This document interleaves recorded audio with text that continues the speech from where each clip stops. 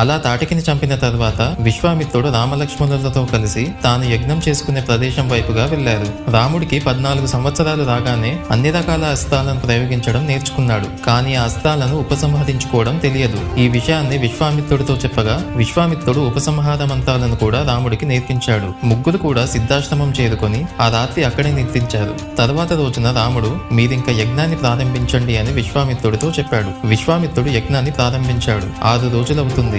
రామలక్ష్మణులిద్దరూ 6 రాత్రులు కూడా నిద్ర లేకుండా విశ్వామిత్రుడి యజ్ఞాన్ని కాపాడుతున్నారు. రాక్షసులు ఏ వైపు నుండి వస్తారో అని చెప్పి రామలక్ష్మణులిద్దరూ యజ్ఞానికి దగ్గరలోనే తిరుగుతూ ఉన్నారు. ఇంతలో ఆకాశం నుండి అకస్మాత్తుగా భయంకరమైన శబ్దాలతో 2 రాక్షసులు రక్త ప్రవాహాన్ని సృష్టించారు. రాముడు ఒక్కసారిగా వాయవ్యాస్త్రంతో ఆకాశంలోని మేఘాలను తప్పించాడు. తర్వాత మారీచుడనే రాక్షసుడిని మానవాస్త్రంతో సంహరించాడు. మరొక రాక్షసుడిని ఆగ్నేయాస్త్రంతో సంహరించాడు. అది చూసి మిగిలిన రాక్షసులంతా రాముడిపైకి ఒక్కసారిగా దాడి చేయాలని చూడగా రాముడు వారందరినీ వాయవ్యాస్త్రంతో సంహరించాడు.